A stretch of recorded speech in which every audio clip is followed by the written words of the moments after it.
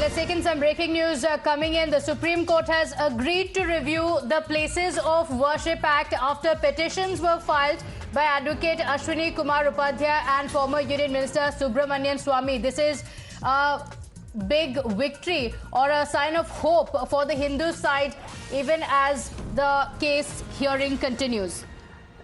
In the last hearing itself, the court had allowed the other parties to file an intervention application in these two petitions. The notices have now been issued to the central government in the two petitions and 15 intervention applications, which is coming across as a setback to the other side, even as the Jamiat Ulema-i-Hind and the All India Muslim Personal Law Board has filed the petitions opposing these said petitions as well. Now, the Supreme Court will be taking up the matter soon. What is being said that in October itself, and the Jamiat had told the Supreme Court in an application that it will open floodgates of litigation against countless mosques in the country. Now, remember, when it comes to the Gyanvapi Rao, it is already the case that has been taken up in the Varanasi court, will be coming up on Monday itself. But when it comes to the Places of Worship Act, that is squarely being challenged in the Supreme Court. And what is being said in those petitions, that it was passed in the most undemocratic of manners of possible.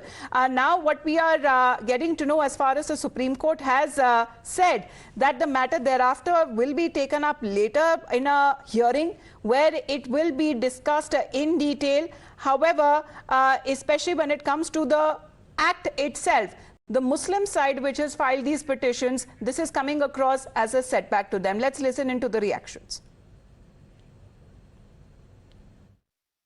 Root cause है, समस्या का जो सबसे बड़ी जड़ है, places of worship act 1991, उसकी constitutional validity को ही चैलेंज किया है। और सबसे महत्वपूर्ण बात यह है सारे लोगों के लिए कि माननीय सुप्रीम कोर्ट की 3 जज बेंच इसे 11 अक्टूबर को उसकी सुनवाई करेगी, जिसमें प्लेसेस ऑफ वर्शिप एक्ट संवैधानिक है कि नहीं है, इन पहलुओं पे रोशनी डाली जाएगी। इन पहलुओं पे माननीय सुप्रीम कोर्ट अपना ओपिनियन देगा, अपना वर्डिक्ट देगा। साथ ही साथ जो मुद्दा है कि क्या हिंदू समाज का कोर्ट जाने का अधिकार नहीं है और कोर्ट जाने का जो प्लेसेस ऑफ वर्शिप एक्ट छीनता है, उस मूलभूत मुद्दे को सुप्रीम कोर्ट एग्जामिन करेगा। Subramanian Swamy joins us over the phone line. A very, very significant development, Dr. Swamy, and a big victory for you as well, because the Supreme Court has agreed to hear the case. It's at the center of several other disputes. What's your first reaction? Yes. Well, I think this is long overdue because we want to end this controversy about the temples and masjids and so on. And we had from a long time, even all our well-known sannyasis like Swami Dayanand Saraswati and others, and all the Shankaracharyas, they were all of the view that only 3 of the temples demolished at that time when Ram temple was not being constructed. 3 of the temples need to be restored.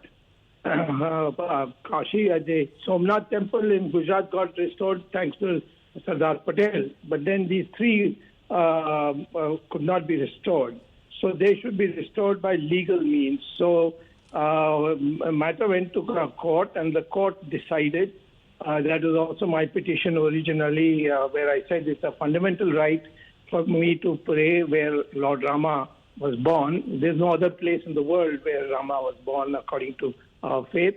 And so on that basis, the court decided that only a Ram temple will be here and the masjid will be shifted to some other place. Now, these other 2 remaining, out of the 40,000 temples that have been demolished over the years during the Islamic rule, only 3 are required, according to all prominent sadhus of this country, to be restored. One, Ram, which has already been restored, Kashi Vishwanath, and Mathura Krishna Janmabhoomi. So these 2 are remaining.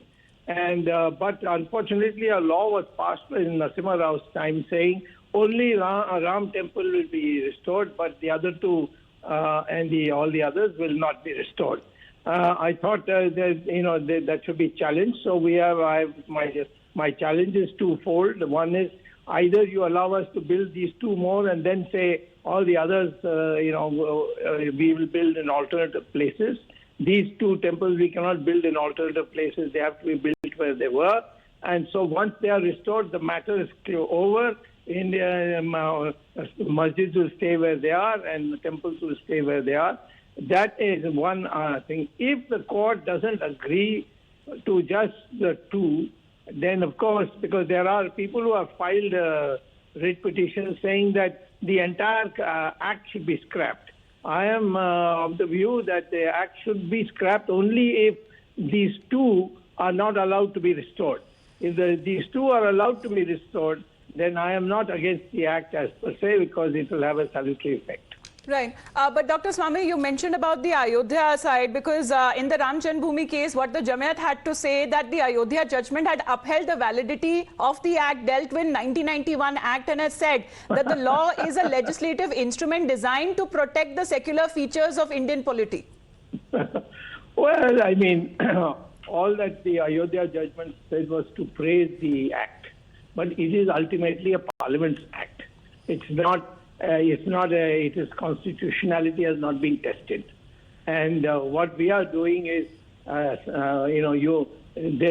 of the petitions are asking for the constitutional testing and to declare it as unconstitutional, the entire act.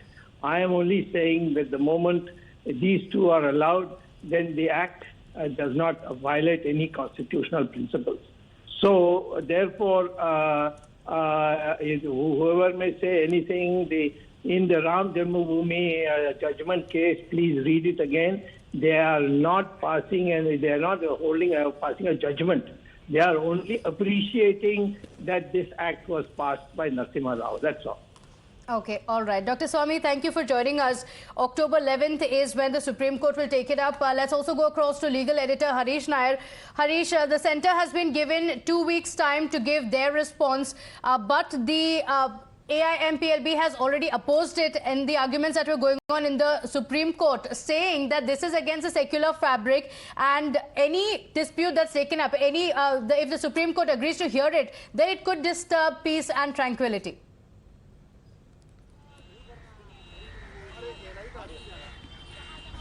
Yes, that's right, Pratibha. This is the biggest importance of this order or today's order, because remember, as you rightly said, Muslim sides, that is All India Muslim Personnel Board and the Jamiat Ulema-i-Hind had been opposing this petition, and said that even a notice should not be issued. These petitions should be outrightly dismissed by the Supreme Court.